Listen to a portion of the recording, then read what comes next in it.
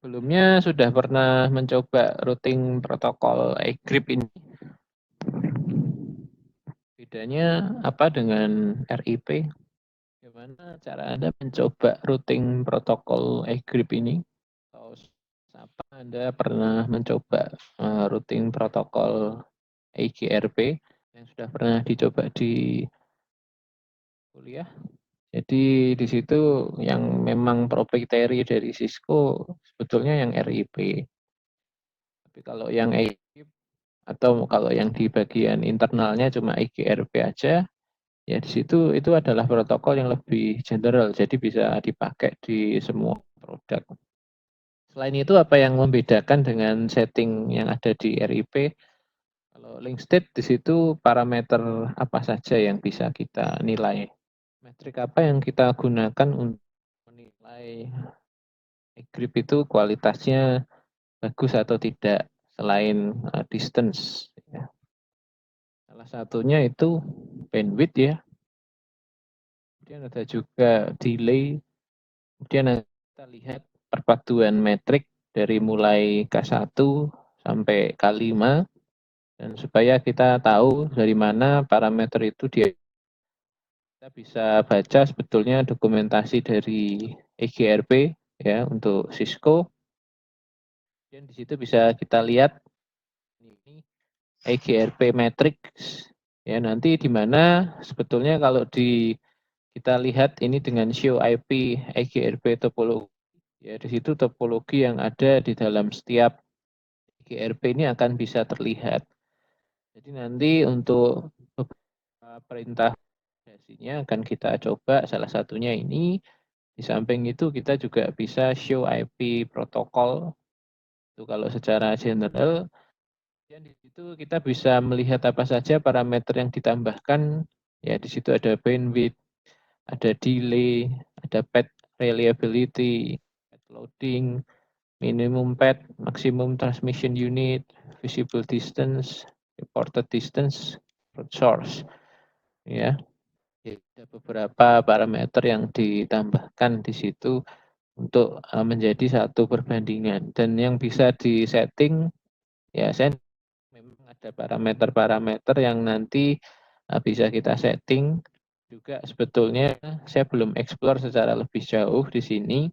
Selain bandwidth dan delay itu ada apa saja, karena cakupannya di CCNA ini tidak seluruh parameter yang bisa disetting. Jadi kita hanya bisa setting parameter-parameter yang sebetulnya kita butuhkan saja. Kemudian di sini kita bisa membagi ya. Kalau di topologi seperti ini kita bisa lihat ini masing-masing bandwidth-nya di setting ya, mulai dari 56, 128, delay-nya juga ini 2000, 1000, ini 10.000, yang ini 100 ya, terus kemudian yang ini 10.000, delay-nya juga 100. Jadi di situ kalau disetting dengan konfigurasi seperti itu, ya router one akan memilih path dengan metrik yang paling rendah. Jadi bagaimana kita menghitung metrik? Karena di sini EGRP memperhitungkan tadi bandwidth dan delay, maka di situ bisa kita hitung ya bandwidth-nya. Ya, misalnya di situ kita pakai rumus ini. Jadi bandwidth di sini adalah bandwidth paling bisa terjadi di setiap interface yang ada pada routing ke destination, direpresentasikan dalam kilobit. Ya, jadi yang kita setting ini dalam kilobit. Kemudian untuk delay ini bisa kita masukkan seperti itu. Delay kemudian 256 ya, di mana delay ini adalah total. Kemarin kita sudah praktikum ya di multimedia, kita bisa menghitung jitter ya, bisa menghitung delay. Jadi kalau delay yang di sini ini total dari seluruh delay yang kita konfigurasikan di setiap interface. Kemudian pada routing di situ destination network-nya pada 10 milisecond ya, kalau kita lihat aturan yang bisa kita terapkan yaitu aturannya adalah microseconds. Jadi di situ kita juga bisa melihatnya di show IP topologi, sehingga ini nanti metrik yang bisa kita pakai di dalam EGRP. Ya, jadi ada metrik ini K1, K2, K3, K5, K4. Ya, K yang ada di sini untuk planning. Sehingga di sini K yang tidak sesuai yaitu akan menghalangi terjadinya pembentuk topologi tetangganya. Sehingga di sini networknya itu akan fail untuk converse. Jadi misalnya ini K5 sama dengan 0, ya, formula yang kita pakai di sini ya yang ada komponen K5-nya karena dianggap 0 yang tidak dipakai gitu ya, sehingga ini default value untuk K ya yang dipakai karena yang bisa disetting di situ yang ada parameter ini bandwidth, dan di situ delay ya, di situ yang ada parameter delay ini kita pakai.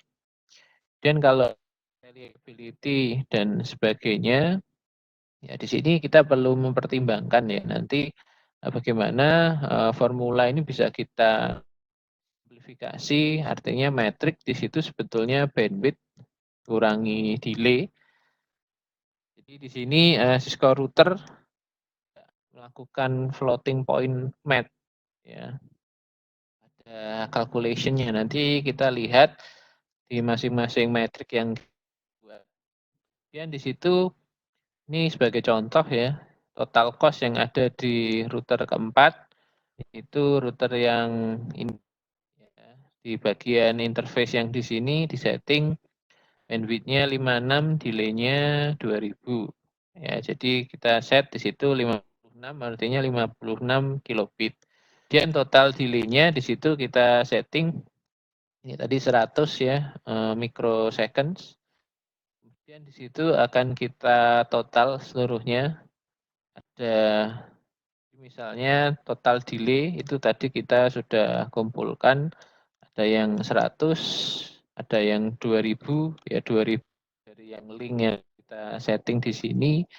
Kemudian juga kalau 100 ini delay-nya berasal dari network yang ada di router 2 gitu ya misalnya. Jadi kalau misalnya kita ngeping dari sini menuju ke sini, jadi dari network A menuju satu atau jaringan yang ada di router 1 ya berarti ada misalnya 100 ditambah 100 ditambah 2000 ya.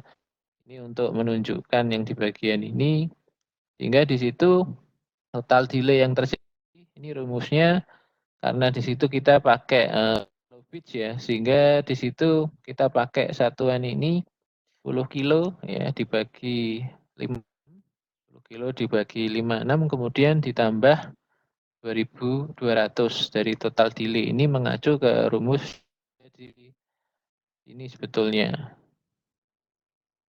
Tapi supaya lebih sederhana bisa kita tulis saja seperti ini. Ya, jadi delay-nya kemudian dikali 256. Sehingga ini totalnya menjadi 46277. Kemudian kalau router tree ya kita lihat di situ ini di setting 128 ya, sehingga kalau ditambah 100 kemudian 1000 jadi 1200 ya. Kalau dari ping dari network A ke router 1 dan kita lihat di situ ini total delay-nya ini pakai rumus yang simplified. Jadi di situ kita pakai tadi perhitungan ini bandwidth ya. 10K dibagi bandwidth kemudian ditambah delay dikali 6. Ini adalah bandwidth totalnya. Ada yang ditanyakan dulu dari ini? Kemarin tuh waktu kuliah tuh yang dibahas banyak kan langsung konfigurasinya, Pak. Oh, jadi ya Penjelasan. harusnya konfigurasinya di praktikum. Ini harusnya waktu kuliah menjelaskan ini, jadi nanti waktu praktikum tuh sudah ada gambaran metrik yang dipakai itu kayak apa, kan gitu ya. Jadi di praktikum hari ini ya kita betul-betul di sini menguji, kita masukkan bandwidth-nya, ya kita atur, ya benar enggak. Nah, di situ nanti kita memilih jalur-jalur dengan metrik yang di situ lebih rendah gitu ya. Jadi di sini bisa kita coba nanti dengan memakai 4 router ya. Nanti ada beberapa istilah sebetulnya, yaitu visible distance, reported distance, dan juga visible successor. Itu tadi setelah kita memperhitungkan semua metrik yang ada di situ, router 1 ya di sini bisa memilih jalurnya, dia memakai router 4 atau memilih pakai router 3. Dan ketika pulang itu bisa berbeda. Jadi artinya ketika saya mengirim misalnya kita dari router 1 ke router 2, itu karena saya mempertimbangkan, oh bandwidth yang lebih bagus dan juga delay yang lebih sedikit itu melalui router 4. Ya paginya bisa jadi dia lewat router 4 ke router 2. Tapi kalau ada jaringan di sini, misalnya dia ingin ngeping jaringan yang ada di router 1, di situ bisa dia pertimbangkan lagi yang ada di tengah-tengah ini. Ya, dia bisa pertimbangkan mana yang lebih bagus. Bisa jadi bandwidth yang ada di sisi kiri sama yang ada di sisi kanan beda. Ya, nanti kita atur misalnya ketika pulang, nah kita tingkatkan nih bandwidth dari router 2 ke router 3.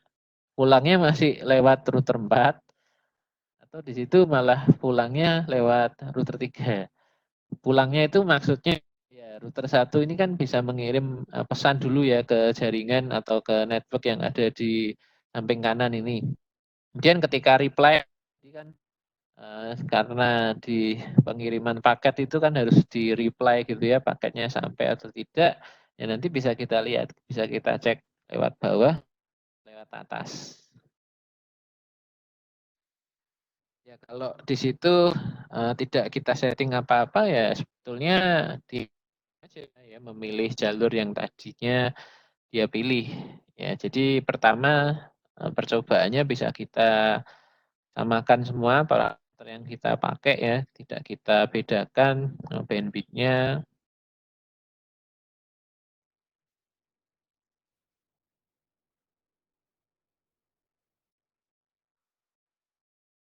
Oke, kita langsung aja praktikum supaya tidak terlalu lama. Mau pakai router yang mana? Sekarang yang generik itu namanya router ya. Iya, Pak. Ya, kita pakai generik aja supaya bisa ditambah-tambah. Kalau yang router bawaan itu nambahnya kadang portnya terbatas ya. Tapi di sini serinya sudah lumayan tinggi sih. Ya, kalau yang sebelumnya cuma seri 1700-an, sekarang sudah pakai seri 4000. Ya nanti Anda tertarik dan penasaran, ya Anda bisa install JNS3. Itu perintah-perintah yang bisa dilakukan lebih komplit daripada yang ada di paket tracer ini.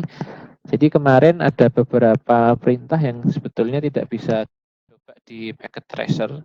Ya kalau ada waktu silahkan Anda bisa mencoba di GNS3. Kemarin kita mengingat di RIP di situ bisa terjadi autentifikasi ya, yang di RIP versi 2. Tapi kalau di RIP versi 1 tidak bisa. Nah, autentikasi ini memang disetting di level GNS ya. Jadi kalau di level packet tracer ini tidak ada, kita bisa setting. Nanti yang perlu disetting adalah keychain-nya. Ya, keychain terus kemudian di situ kita beri nama key-nya apa. Ya.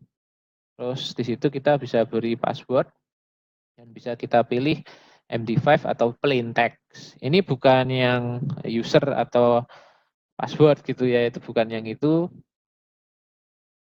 Ini saya barusan dapat notifikasi dari Rootbrand ya. Jadi di Rootbrand ini nanti malam ada webinar mengenai security. Ya, tema-tema yang diberikan cukup menarik meskipun saya belum tahu, nanti akan saya share kalau tertarik. Jadi sepertinya karena ada konten hacking di dalamnya, ini tidak boleh di-share di YouTube, ya nanti bisa melalui jalur Japri aja untuk versi lengkapnya, atau ya nanti kalau sudah saya modifikasi ya saya buat di konten saya ya, tapi saya enggak tahu konten apa yang bisa di-hack di situ. Jadi materinya ya ini sekali lagi kalau yang tertarik nanti bisa minta gitu ya materinya ya mengenai beberapa hal, yaitu yang pertama yang dibahas adalah digital forensik, kemudian ada web security, mobile security, dan di situ ada juga penetration sih secara umum, tapi di sini bagaimana cara mencari celah keamanannya ya, karena web-web di zaman sekarang ini sangat mudah sebetulnya untuk dijebol atau dijual informasinya di dark web ya, kalau yang pernah bermain dark web atau juga deep web ya. Katanya banyak transaksi ilegal di situ, mulai dari akun orang, ya kalau yang di Amerika itu macam-macam ya jual, mulai dari senjata, ya. Bukan senjata di game ya, senjata. Ya. Saya tidak tahu kontennya itu segelap apa. Itu fenomena yang terjadi sekarang di sekitar kita. Ya, langkah baiknya kalau kita aware. Dan di sesi hari Minggu yang terakhir di situ ada seminar mengenai video conference. Jadi ya sebetulnya ini KP-nya si Iwan ya. Jadi nanti saya share aja kalau yang jadi BB server untuk tuning ya di situ. Ya, silahkan nanti kalau Iwan sudah selesai belum KP-nya?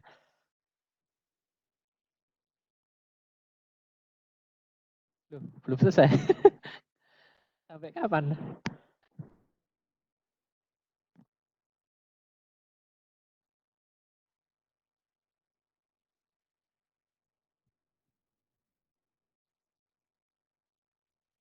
Ini kita mau coba pakai jaringan kelas apa?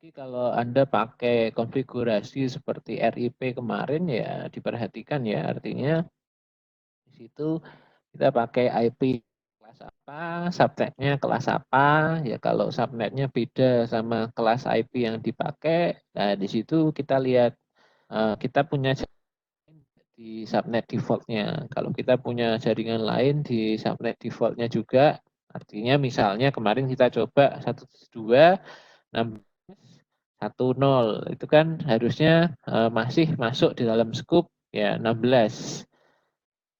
Jadi kalau mau buat jaringan yang beda, kita buat aja 172 17. Tapi di situ karena ya kita bisa sih membuat no auto summary. Ya kalau Anda mau pakai jaringan misalnya 172 1610 sama 172 1620 ya di situ tetap kita pakai no auto summary-nya. Jadi no auto summary ini bisa tetap berlaku ya di EGRP. Jadi sudah VLSM, ya konsep VLSM-nya harus dipakai.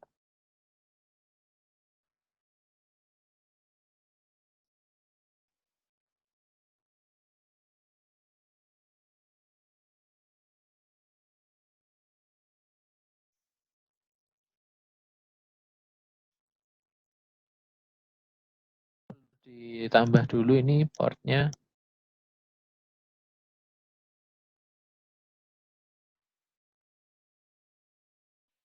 Di tengah itu dia butuh 2 lagi ya, berarti kita tambah 2.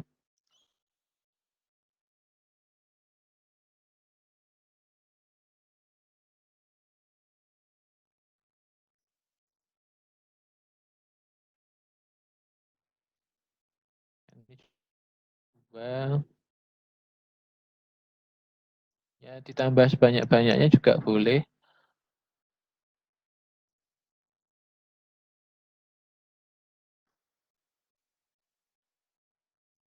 Kalau router yang di lab, portnya cuma 2, nggak bisa masuk keluar aja.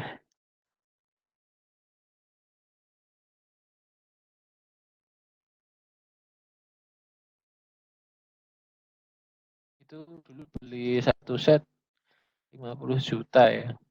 Kalau kita ingin memulai kelas Cisco ini harus beli, ada routernya 2, switchnya 1, itu harganya 50 juta. Yang mahal switchnya sih. Karena switchnya dikasih 2.600 ya. Kalau routernya dulu 1.700, tapi mungkin yang baru kasih 1.900.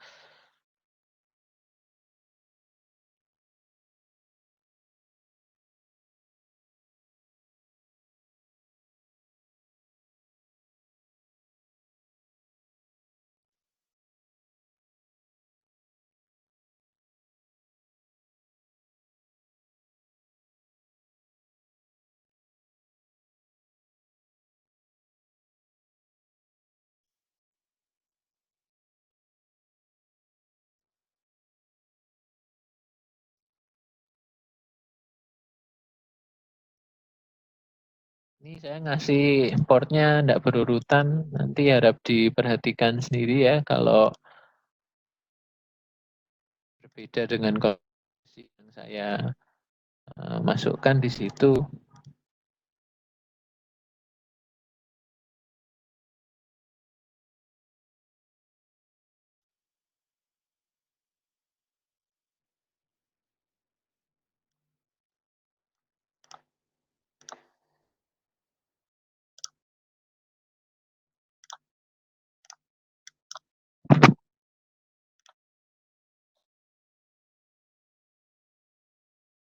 Ini HP yang kita pakai cukup banyak ya, jadi ya saya beri note saja di situ seperti praktikum sebelumnya. Kita pakai kelas C aja ya.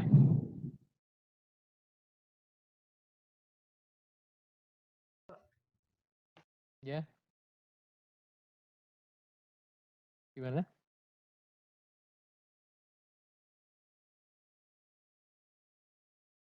Yuk, pakai kelas C, Pak.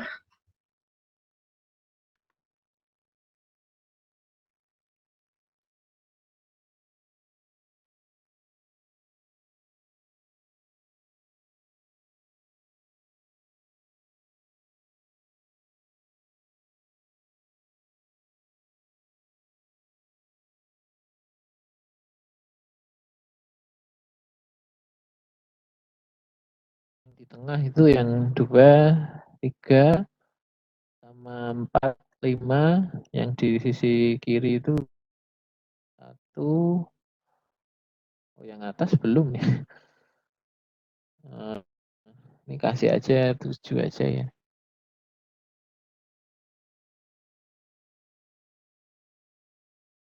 Ada 8.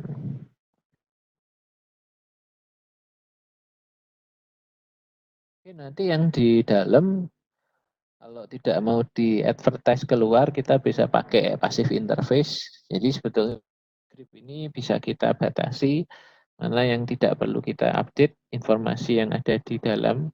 Jadi maksudnya yang di dalam itu misalnya kita punya jaringan internal nih 10. Ya, jadi apa yang terjadi di 10 itu sebetulnya tidak perlu kita tambahkan karena di dalam 10 ini tidak kita tambah jaringan-jaringan baru ya. Jadi bisa kita setting seperti itu, yang kita tambah jaringan baru aja, yang di sini kita konfigurasikan di EGP-nya.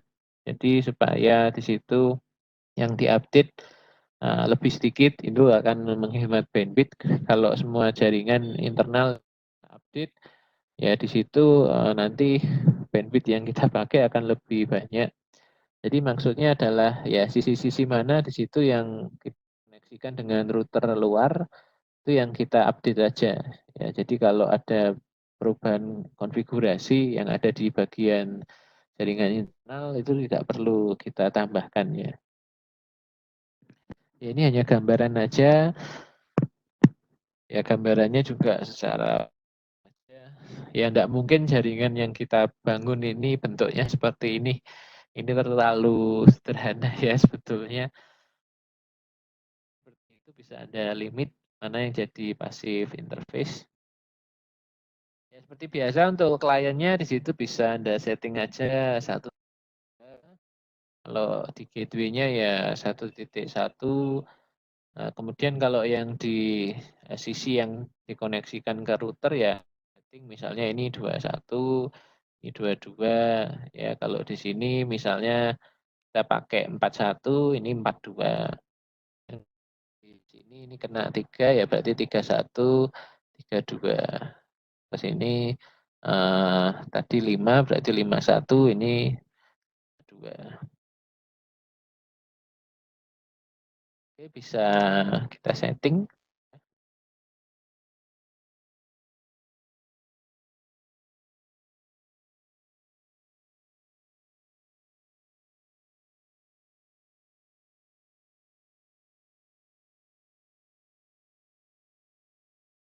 Kalian aja kita masukkan gateway-nya juga.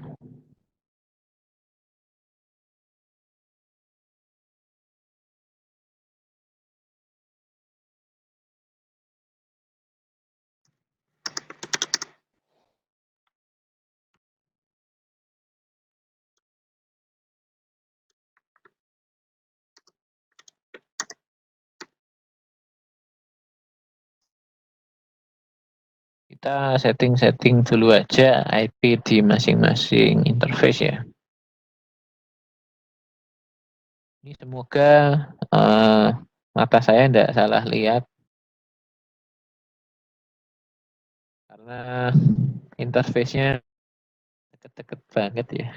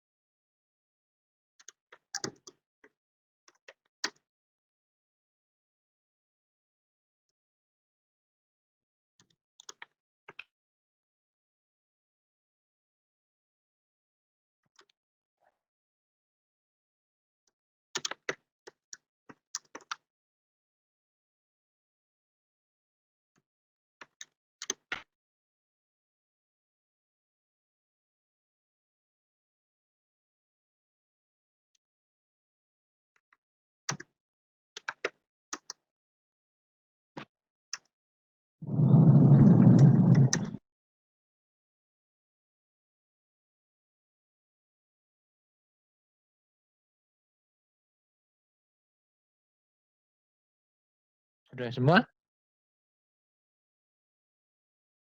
Belum, Pak. Sebentar, Pak.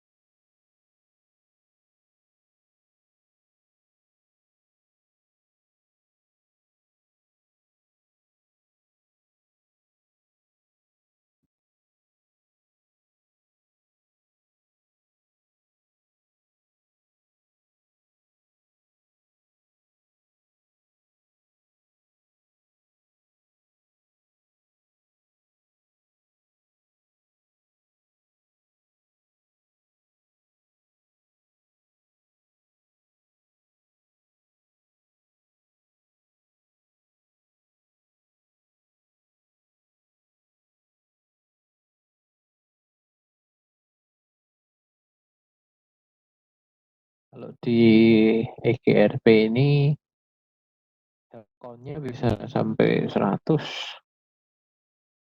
Kalau kita uji lama ya. Yang bisa kita uji yang gak deket ya RIP itu 15. Itu aja butuh konfigurasi yang cukup panjang ya. Ya jadi sebetulnya untuk praktikum ini ada yang bisa praktis kita coba. Ya bisa kita praktis aja tahu gitu ya. Perlu kita coba. Dan kemarin kalau yang di praktikum RIP itu belum dicoba adalah debug IP RIP. Bisa teman-teman coba. Dan teman-teman bisa coba pakai RIP versi 1 di sisi kiri, kemudian di kanan pakai RIP versi 2. Nah, di situ teman-teman cek nanti betul enggak Yang RIP versi 1 itu broadcast. RIP versi 2 multicast. Ya, di situ bisa kelihatan kalau di debug. Ya, nanti bisa dicek juga kalau RIP-nya kita update ya di sisi kiri, tambah jaringan baru, itu apakah di tabel topologinya di RIP versi 2 itu bisa kebaca atau juga yang di RIP versi 2. Nanti yang tidak bisa kebaca bisa terbukti dari situ.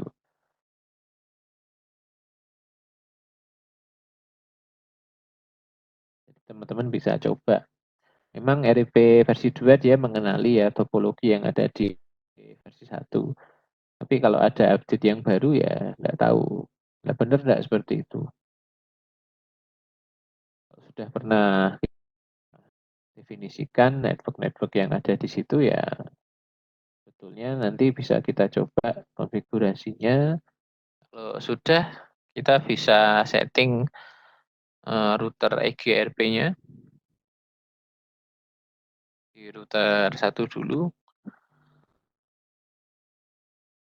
Kalau di router EGRP itu tambahkan di belakang ada apa?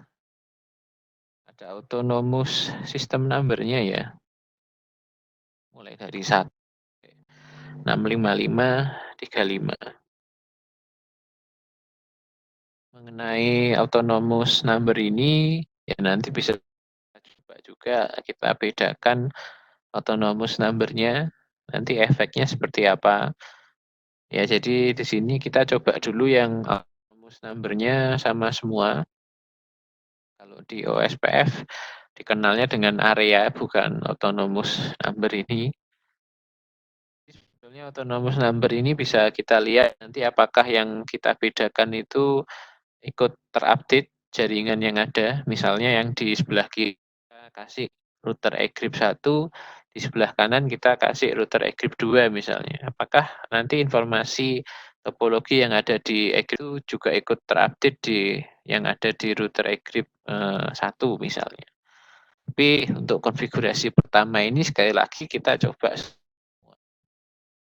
Ya itulah praktikum kita. Jadi ya ada beberapa sebetulnya yang bisa kita coba ya dengan melihat strukturnya saja. Bisa kita coba beberapa konfigurasi. Ya, pertama kita pakai yang router EGRP 1 aja. Terus kemudian yang saya tambahkan networknya apa aja kalau kita lihat konfigurasi yang di laptop saya ini. Network yang pertama apa?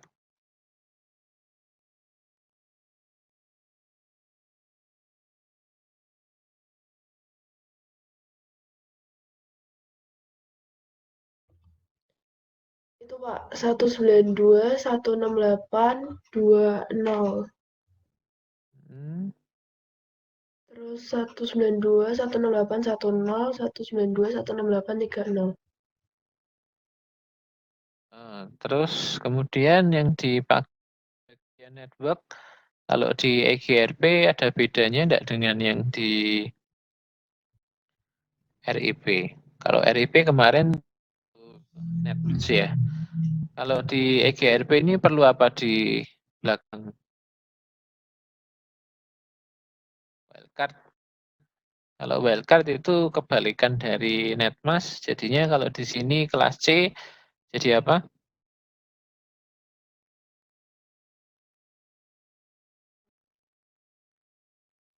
00255 ya.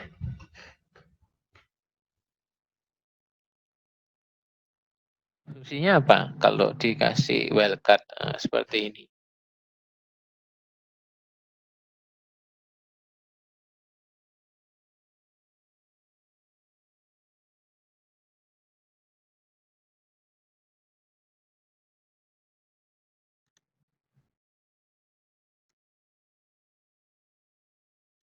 Tuh.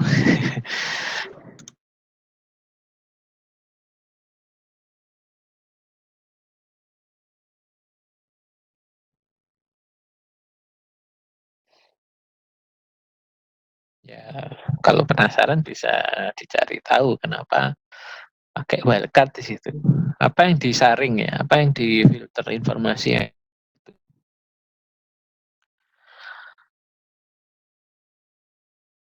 Kenapa perlu wildcard-nya? Apakah supaya tidak tercampur dengan jaringan yang lain? Ya, perlu dibaca dulu sih teorinya, baru nanti kita coba. Dan sama semua yang ada di sini, kalau konfigurasi ini saya rasa Anda juga sudah perintah ya.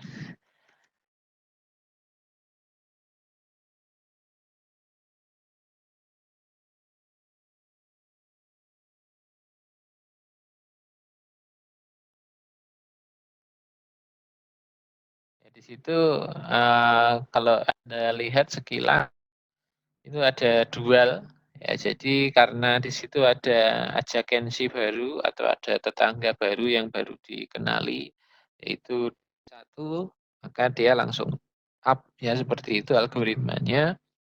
Kalau mau lebih detail Anda bisa coba debug IP IGRP, itu update semua informasi dual akan di broadcast, akan kelihatan ya. Ya, tidak mengganggu pemandangan, tidak perlulah kita debug ya. Tapi kalau mau didebug, silahkan nanti di salah satu router aja kita bisa untuk melihat perbedaannya.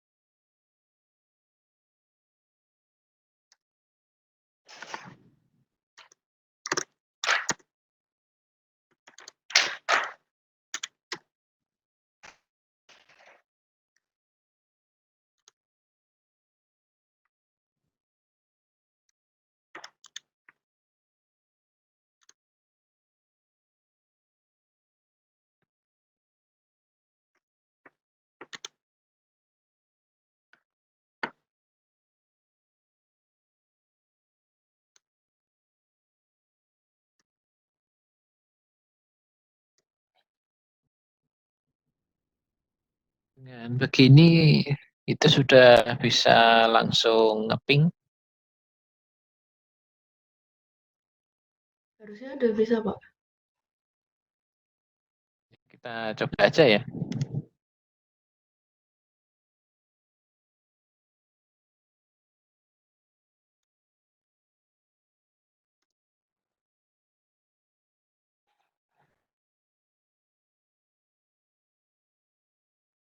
Oke.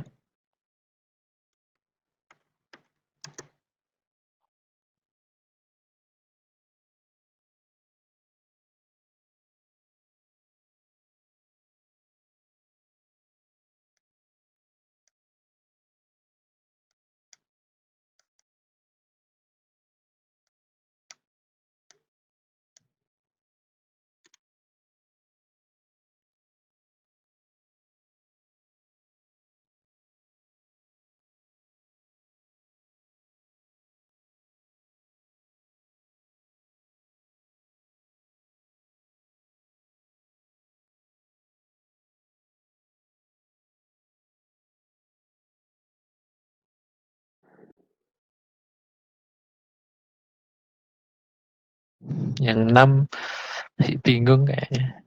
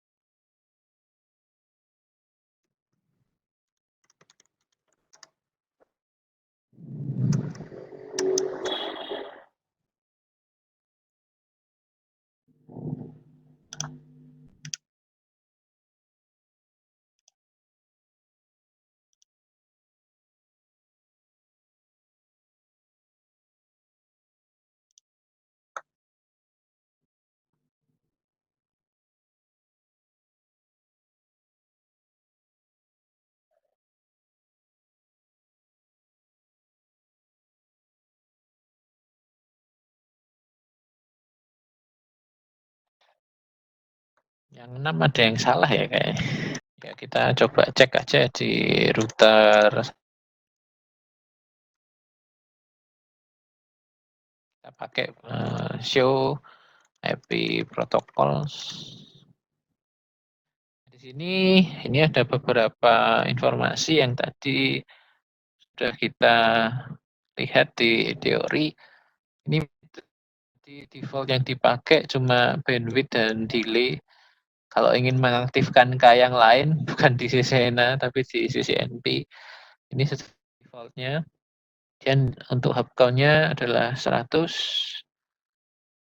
Kemudian di situ kita bisa melihat di tetangganya, yaitu ini, 22 dan juga 32. Kemudian di situ ada distance-nya. Ya, kalau kita mau lebih spesifik, ya di situ bisa show tadi IP, EGRP, topologi. Nah, bisa kita lihat masing-masing informasi dari EGRP-nya. Ya, jadi di situ bisa kita lihat masing-masing jaringan yang sudah terbentuk. Ini ada beberapa suksesor. Kalau yang 60 karena di situ bisa jadi dia lewat 22 atau bisa jadi dia lewat 32, maka di situ ada 2 sukses. Dan, secara umum ini IP route. Nah, di situ ini tadi yang kita sebutkan metriknya. Jadi di belakang administrative distance itu ada metrik yang tadi sudah kita hitung. Karena ini bandwidth-nya disetting ya pakai settingan default dari masing-masing router ya. Jadi ini metrik yang dipilih oleh Dual. Untuk yang 40 itu 30720, dan untuk yang 60 itu ada yang 33280, dia lewat 2 hop ya. Dan yang 70 30720 yang 8 juga karena 1 hop aja. Yang di sini kan kalau yang di sini 2 hop, jadi metriknya di sini dihitung ya bertambah banyak. Hopnya ikut dijadikan juga sebagai perhitungan. Dan nanti bisa kita rubah bandwidth-nya ya. Yang lain gimana? Sudah bisa semua? Oh, tipu saya. Oke, kalau yang sudah bisa semua, di situ bisa kita coba yang sisi simulation ya. Jadi di situ bisa kita ketahui, nanti bisa kita coba di bagian simulation-nya, kita bisa ngirim ya message dari komputer kiri ke komputer kanan. Ini bisa kita lihat dia jalan lewat mana. Ternyata default-nya dia milih yang router 0.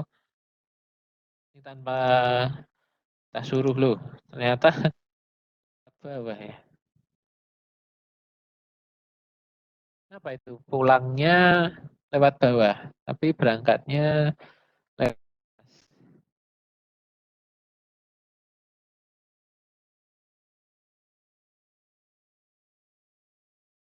Bisa enggak kita pulang pergi itu lewat atas? Caranya gimana?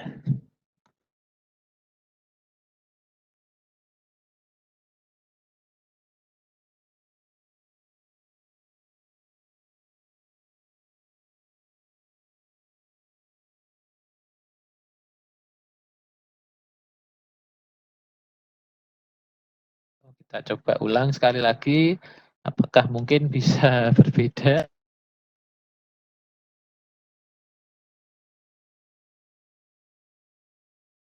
Wah, dia sekarang lewat bawah ya.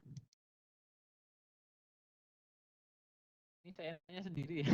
Dia milih jalur yang mana karena metriknya masih sama ya. Pulangnya lewat atas kan. Ada yang tahu alasannya kenapa itu dia milih lewat atas, lewat bawah? Oke, kalau penasaran coba lagi sekali.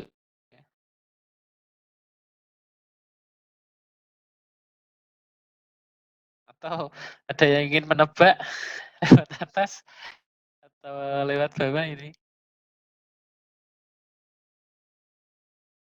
Oh, gantian. Di sini bisa lewat atas lagi atau gantian lewat bawah?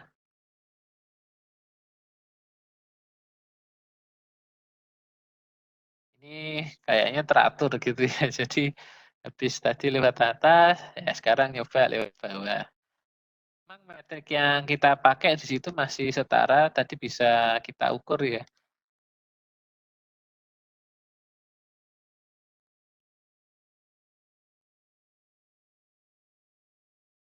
Kalau sekilas dilihat algoritma dual ini dia menerap load balancing di situ. Jadi kalau yang pertama itu sudah lewat atas ya nanti paket yang kedua gantian lah lewat bawah. Atau gimana? Ada teori lain mungkin yang sudah dipelajari di kuliah, algoritma dual itu seperti apa? Atau gimana nih kita atur supaya semuanya lewat atas lah? Bisa kita atur.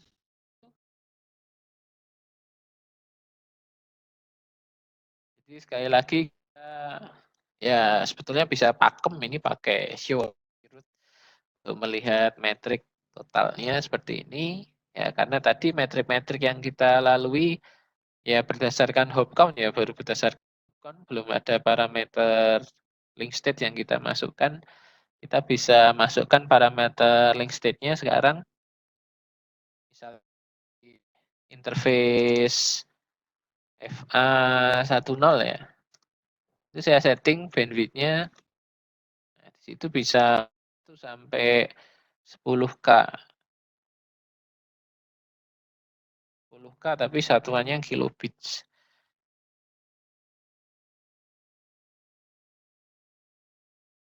Kalau ada yang tahu bandwidth default-nya itu berapa? Ini bisa kita setting aja. Kita kasih 10.000 gitu ya.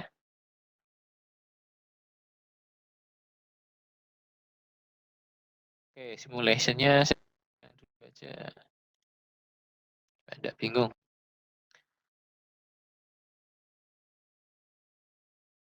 Oke, setiap saya mengganti parameter kualitasnya, link state, ya dan sebagainya, dualnya langsung bekerja, ya sehingga di situ ada interface yang dimatikan ya.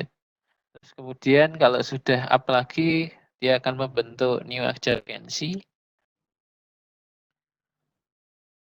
Terus di sini saya atur juga misalnya di interface FA60 di sisi kanan ya. Kalau tadi kita sudah setting salah satu bandwidth cukup. Jadi yang perlu kita atur sekarang yang sisi kanan. Ini kita lebihkan bandwidth-nya 10.000 juga.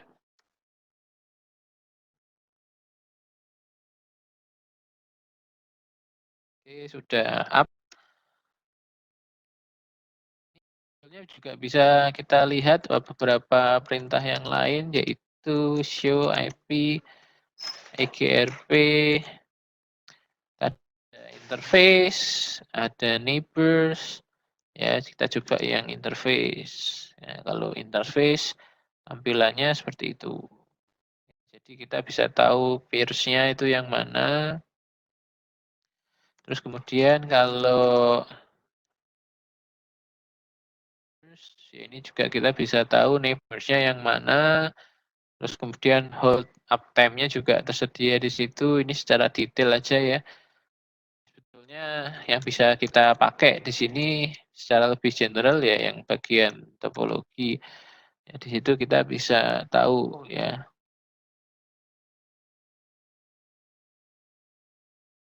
Nah, sekarang kita lihat lagi, cek ya di show IP route, apakah map itu sudah berubah. Ternyata ada beberapa perubahan di situ ya, ada yang baru, ini 584, yang tadinya 30720. Nah, di sini sekarang sudah berubah ya metrik-metriknya. Kita lihat yang di bagian 40, 40 itu yang di sisi sebelah atas ya, karena satu hop. Tapi kita atur bandwidth-nya sehingga metriknya ini meningkat jadi 33280. Kemudian yang di 50 itu juga yang ada di tanpa kita setting bandwidth-nya juga satu hop. Di sini 30720. Kemudian yang 60 di situ kita yang ada di bagian atas. Sorry yang di bagian kanan ya, sisi kanan ya. Kalau yang 60 itu adalah yang di sisi kanan itu melalui 2 hop, tapi dengan bandwidth yang sudah kita sesuaikan juga. Jadi di sini jadi 33280. Kemudian itu ini yang agak jauh. Jadi karena tadi bandwidth yang ada di bawah itu tidak kita atur, ya, sehingga yang di bagian 70 itu karena dia harus melalui ini, melalui yang atas. Ini masih satu hop juga, tapi di situ tadi kita atur ya bandwidth-nya, kita tambahkan yang di sisi kiri jadi 5840. Ya sebetulnya Anda harus cek satu persatu sih kalau mau tahu betul-betul yang rendah itu yang dipilih ya. Di sini kita coba aja yang di jalur tengah itu ya. Kita penasaran kalau kita setting bandwidth efek jadi seperti apa. Kita bisa tap message-nya lagi. Nah, sekarang lewat bawah nih. Ulangnya apakah lewat bawah? Oh, bawah juga. Berarti kita berhasil ya. Artinya bandwidth yang di atas itu dia lebih rendah daripada bandwidth default. Bandwidth default yang kita pakai berapa?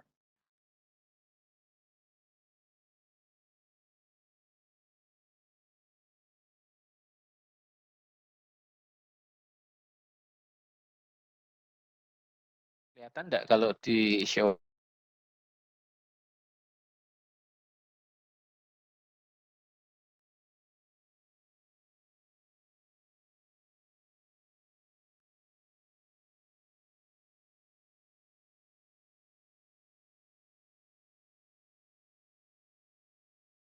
Kalau enggak kelihatan ya cari aja di Google ya. Default router. Saya enggak tahu apakah di GNS itu beda, belum saya uji. Ini defaultnya kita pakai 10.000. Berapa ini?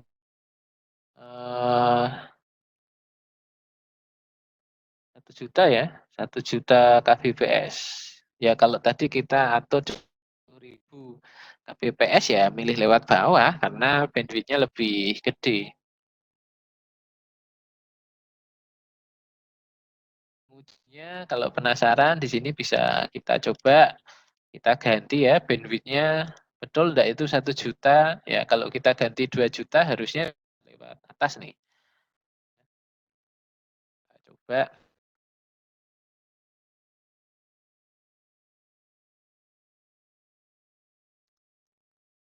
Service FA10 bandwidth 2 juta.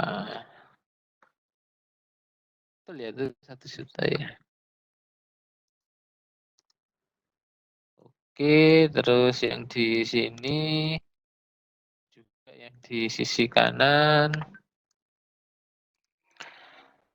FA60 pin 2 juta.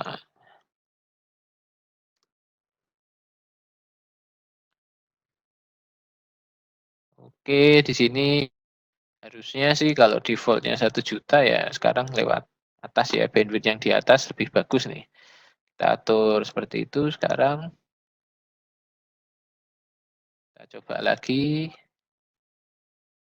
Simulation.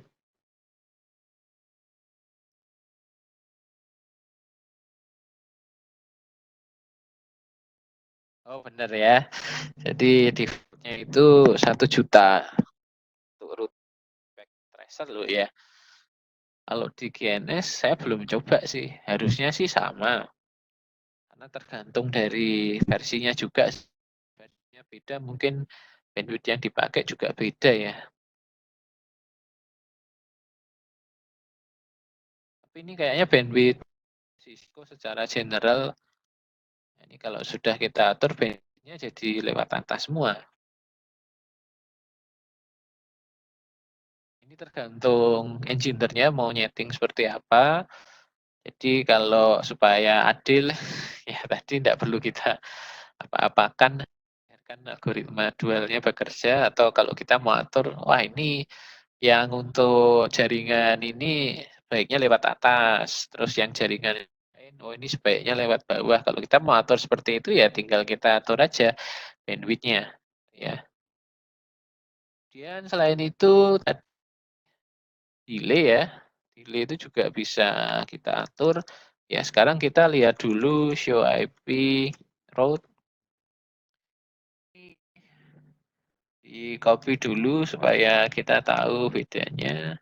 Kita copy.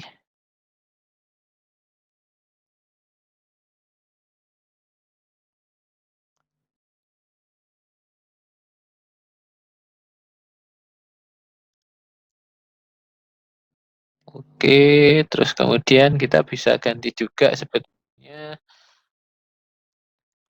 delay-nya saya belum nyoba sih. Bisa di packet tracer atau harus di GNS. Ya, kita masuk lagi router IGRP1.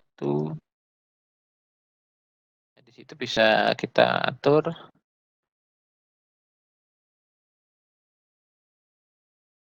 Itu berapa tambahan yang bisa kita atur ya di situ.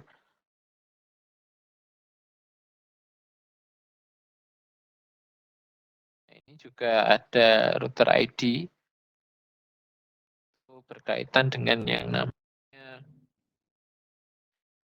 tadi ada pilihan visible successornya yang mana. Jadi itu berpengaruh ke situ ya.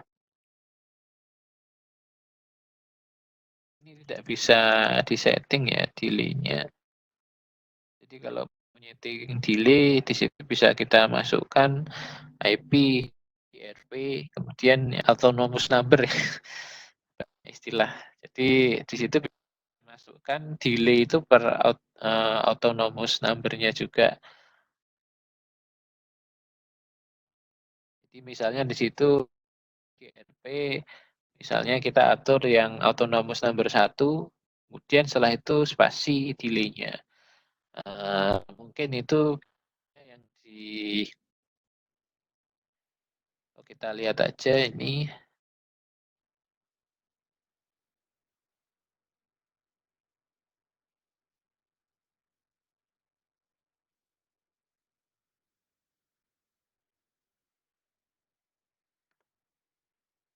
Ini sudah saya, ya jadi seperti itu ya.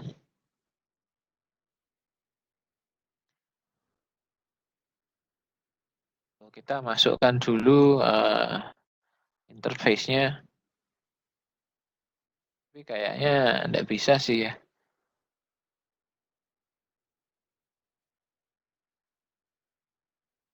Ini enggak bisa kita masukkan interface karena tidak tersedia.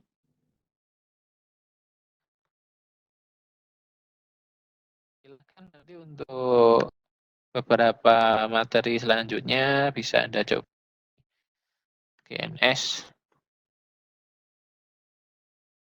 Jadi kalau ingin memasukkan delay ini seperti ini ya. IP, EGRP, ini no switch port karena di situ bisa jadi ini yang dipakai di switch ya.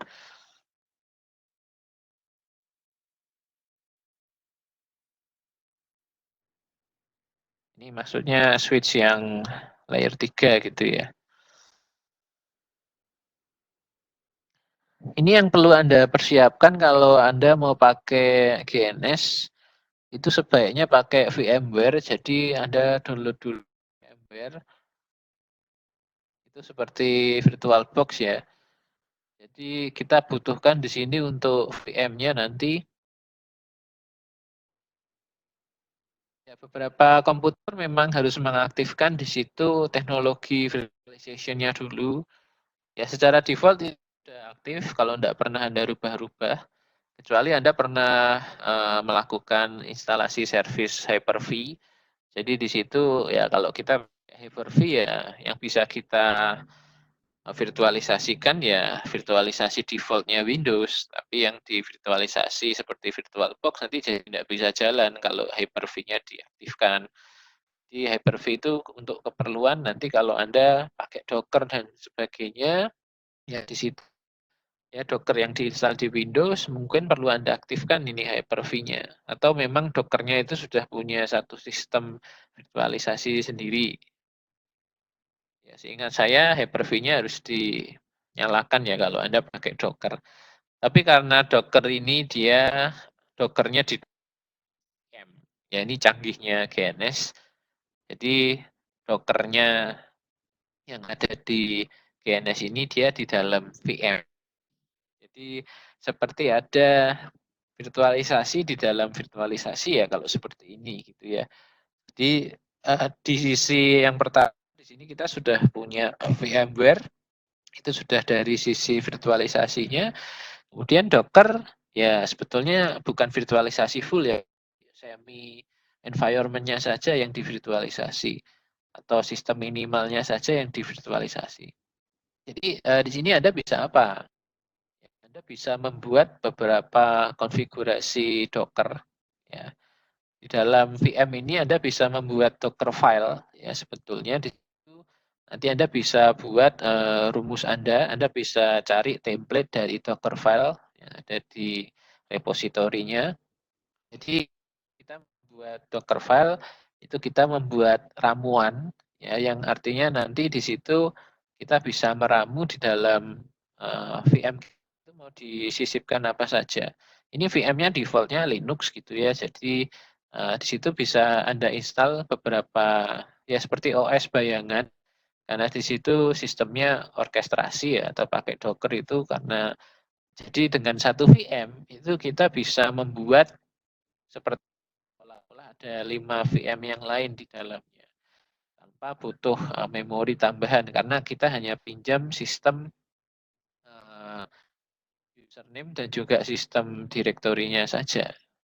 Ya silahkan kalau yang tertarik ingin melakukan di chapter-chapter ke-14 ada network automation. Ini tidak bisa dilakukan di packet tracer karena packet tracer tidak mendukung virtual OS. Sedangkan kalau GNS ini misalnya nih kalau Anda punya OpenWRT atau Anda punya Mikrotik, ya itu OS-nya itu bisa kita masukkan ke VM atau kita bisa masukkan seolah-olah dia punya VM sendiri. Kita bisa install Mikrotiknya di VM itu. Jadi Anda bisa punya virtual OS di GNS ya, canggih ya. Jadi di situ Anda bisa memasukkan OS-OS dari perangkat jaringan yang Anda punyai atau bahkan di situ Anda punya cache sendiri juga bisa karena Anda sudah punya Linux ya. Kemudian nanti di cache-nya ini akan kita terapkan satu script Python yang pakai Paramiko atau pakai NetMiko ya, bukan Mbak Miko ya. Jadi di sini ada beberapa library Python yang bisa digunakan untuk membaca hak akses.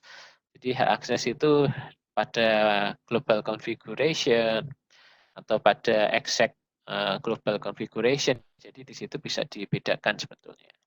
Oke, tanpa perlu berlama-lama lagi, kita coba aja. Ya nanti kalau yang belum mendownload appliance, jadi di sini ada beberapa appliance yang harus Anda terapkan. Ya di sini kalau belum pernah ya kita klik aja new template, kita bisa install an appliance ya. Misalnya di situ apa nih macam-macam ya, mulai dari firewall, wah banyak sekali kan mereknya, mulai dari Cisco sampai Huawei. Saya tidak tahu kalau punya OS-nya mungkin bisa dimasukkan di sini. Ini ada beberapa OS virtual yang bisa kita coba ya. Mininet, ada Jupiter, routernya ya ini routernya merek macam-macam Alcatel, dan OS ya Juniper, Mikrotik, OpenWRT nanti untuk WiFi ya. Switch juga ada, tapi switch ini kayaknya belum terlalu sempurna lah. Kecuali Anda pakai yang seri atasnya Cisco ya, itu Cisco N. Kalau Anda pakai Cisco NX itu semua sudah bisa dikonfigurasi dari web ya. Kalau yang baru itu perangkat Cisco semuanya ada yang bisa dikonfigurasi dari web, ada yang murni command prompt ya. Jadi kalau yang baru itu biasanya bisa dikonfigurasi dari web juga, itu akan lebih interaktif ya. Jadi kita tinggal nyeting-nyeting aja tanpa perlu ngafalin komen-komennya. Cukup banyak ya, jadi ini silahkan. Tapi tidak perlu koleksi iOS-nya, jadi iOS-nya ya Anda coba aja yang Anda pengen pakai apa.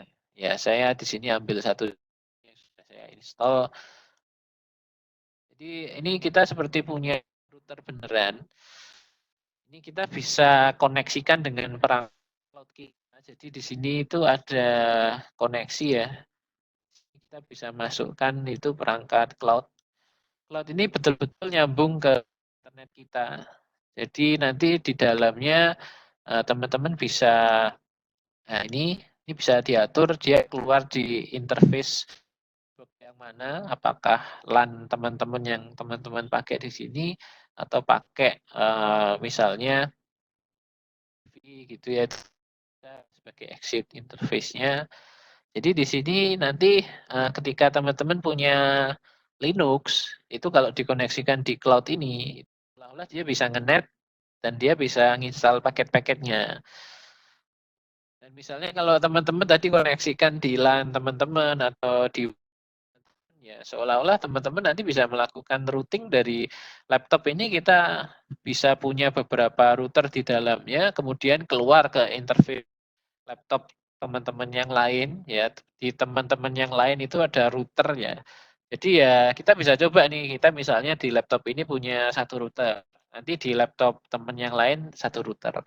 Itu betul-betul seperti komputer kita di situ seperti router ini. Jadi di situ bisa mensimulasikan router selayaknya ya komputer kita ini jadi pura-puranya jadi router lah. Ini nyala, ini bisa kita konsol. Nah ini benar-benar konsolnya dari putih gitu ya.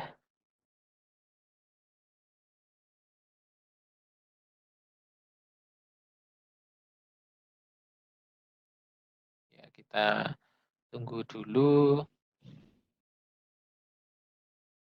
Nah ini jadi seolah-olah teman-teman ini benar-benar praktikum dengan router. Sebenarnya ya, memang betul-betul nanti kalau teman-teman praktikum pakai konsol ya, terus kemudian dikoneksikan ke router, sebenarnya nanti tampilannya ya harus dengan putih ya. Ini putih versi SolarWinds ya, sama dengan putih yang teman-teman pakai pada umumnya. Nah, di sini komen yang bisa kita jalankan itu lebih banyak. Ya, kita coba aja yang router egrip ya misalnya. Nah, ini kan sudah beda ya tampilannya yang bisa kita masukkan di situ.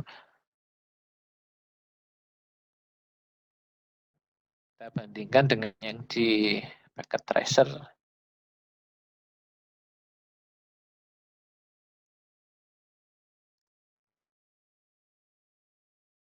Nah, cuma ya.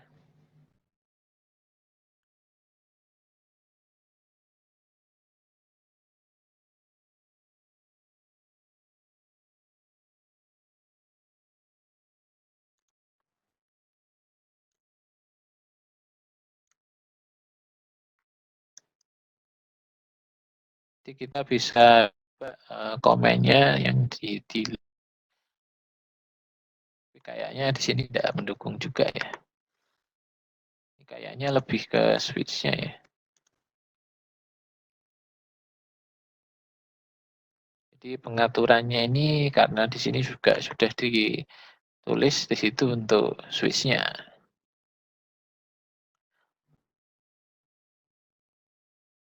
Atau mungkin kita harus keluar dulu ya.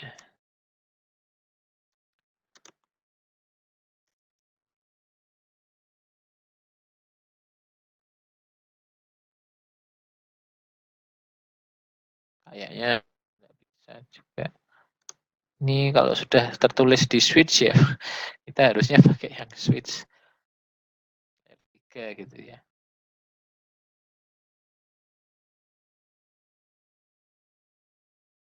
Oke, jadi yang bisa kita mainkan tadi bandwidth-nya. Kalau yang penasaran silahkan diganti interface-nya, diganti gigabit Ethernet. Apakah pengaruh ya? Artinya di situ bisa Anda coba gigabit Ethernet, metriknya apakah berubah atau tidak. Jadi saya harapkan di sini dengan praktikum ini Anda mencoba sendiri tadi metrik-metrik yang ada ya sehingga Anda lebih jelas. Pertanyaan, apakah ada maksimum pemberian bandwidth atau kita harus mengetahui maksimum bandwidth yang bisa dibawa oleh media? Ya, di situ kalau di Cisco ya tadi maksimum bandwidth-nya adalah 10K kilobit ya. Ya di situ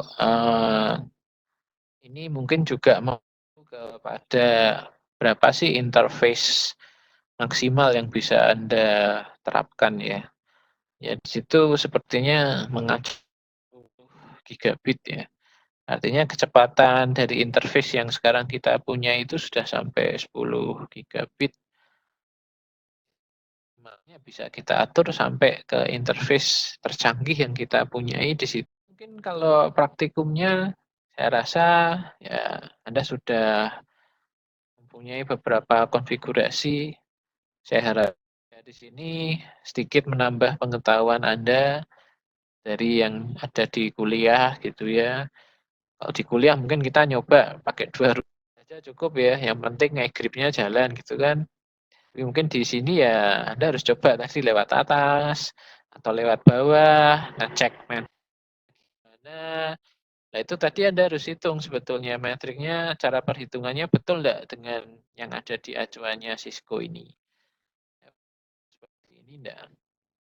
Tapi delay-nya tadi enggak bisa kita atur ya. Jadi pakai delay default-nya itu kita search lagi ya delay default-nya router ini berapa.